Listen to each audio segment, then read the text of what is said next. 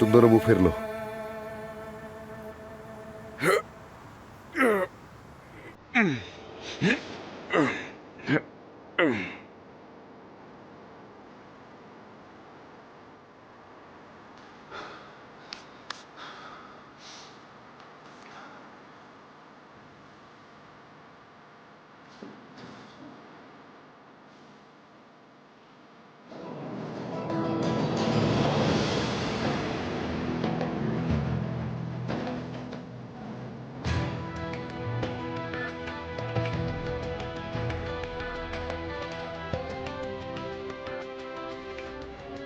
इसका मतलब मैं कातिल नहीं हूँ।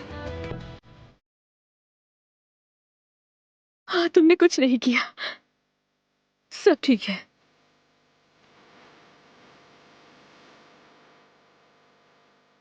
हद है अब बस।